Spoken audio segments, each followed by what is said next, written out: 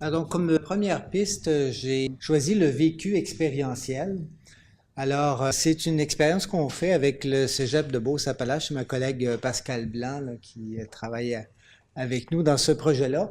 À l'origine, c'est qu'il y avait un centre de service extérieur du collège et puis le directeur général voulait éviter de construire un laboratoire parce que les gens appréciaient pas être transportés en autobus au Cégep de Saint-Georges, puis revenir par la suite. Alors, il s'est demandé est-ce qu'on pourrait pas se débarrasser des laboratoires de sciences. C'est comme ça qu'on a commencé à travailler avec le collège. Et on a commencé par leur proposer des simulations, puis tout de suite, ils ont dit, bon, c'est pas réel. Quand tu piques le client ou le patient, il crie pas, il fait pas de grimace, c'est pas vrai. On n'aime pas ça. Alors, on a pensé à ces petits bidules ici qu'on a tous maintenant, les téléphones intelligents avec les capteurs. On a travaillé aussi avec les Raspberry Pi, les Arduino. Et il y a eu un grand enthousiasme du département de sciences. Ils ont fabriqué un projectile avec un gyroscope. Et puis là, ils sont mis à calculer l'accélération et puis tous les phénomènes de balistique. Ensuite, on a acheté différents capteurs pour les téléphones intelligents, des oxymètres, des spiromètres. Alors, on peut voir les étudiants grimper dans les escaliers au lieu d'être installés à tweeter sur leur siège dans une classe. Et puis, même être encouragé à s'entraîner puis faire de nouvelles mesures au bout de 3 semaines. Également, on a travaillé avec des balances intelligentes. Puis des balances intelligentes, ben on s'est dit, oui, c'est fait pour une famille, puis une famille, c'est 8. Une classe de 30, ça marche pas. Mais on a exploré toutes sortes de possibilités. On a montré aux professeurs de chimie des applications de molécules 3D pour que ces étudiants puissent commencer à travailler avec tout ça.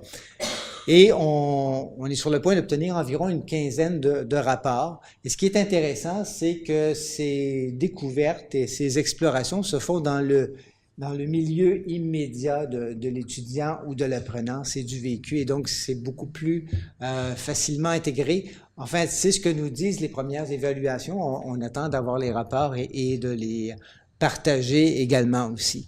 Et on peut aller plus loin avec ce type de dispositif. On peut avoir des activités de collaboration. Par exemple, au Chili, avec les téléphones intelligents, ils ont fait un réseau de détection d'activités sismiques. Au Collège de Beauce-Appalaches, si on peut poursuivre le projet l'année prochaine, on souhaite l'intégrer dans le projet de fin d'études. Donc, les élèves ont l'habitude de travailler avec la communauté ou avec les entrepreneurs. Donc, détection d'humidité dans un champ, la température dans un entrepôt, etc. Alors, vous voyez un peu le principe travail co-disciplinaire et puis transfert dans la communauté et puis exploitation des données qui sont tirées de ces fameux téléphones intelligents. J'étais très surpris d'apprendre qu'on peut même mesurer le rayonnement cosmique, les muons, avec notre iPhone ou Android. C'est très impressionnant. La réalité virtuelle, c'est un autre axe parce qu'on peut aussi expérimenter. C'est du vécu aussi, la réalité virtuelle. Là aussi, avec Pascal, on travaille à établir une espèce de nomenclature et c'est assez difficile. On ne sait pas trop comment les axes se recoupent. Hein, on va de l'immersion totale jusqu'à la réalité mixte en passant par la réalité augmentée. Puis là, ce qui nous interpelle beaucoup, c'est la question d'interaction. On peut être simplement dans l'observation. On peut être dans l'exploration, c'est-à-dire qu'on va on va bouger, passer d'un endroit à un autre. On peut être dans l'action et dans la simulation, puis on peut même être dans l'évaluation aussi des compétences. Et il faut bien se rendre compte que toutes ces expériences-là dans lesquelles on plonge les étudiants, ben, ça amène aussi des réactions émotionnelles, affectives et tout. Il faut s'assurer de pouvoir les accompagner dans cette démarche-là.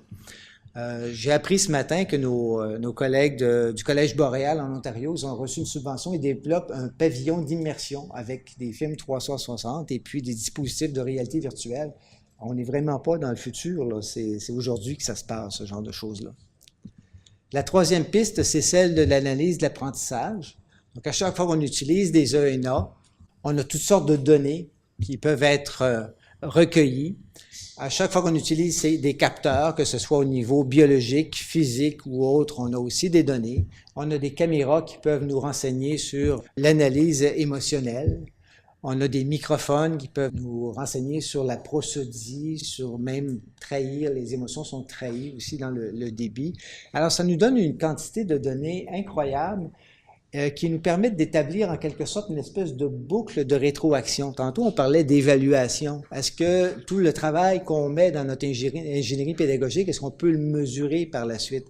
Et là, on a maintenant cette boucle-là qui est disponible, qui nous permet, par exemple, de dire, ben, pour tel objet d'apprentissage, telle vidéo, ben, je remarque que oui, il y a une corrélation avec le résultat final. Non, il n'y en a pas. Il me semble que les élèves passent trop de temps là-dessus. Je leur donne le choix entre 2 ou 3. Ben, celui-là est préféré. Il y a peut-être des raisons. Alors, on a ce circuit-là maintenant qui existe.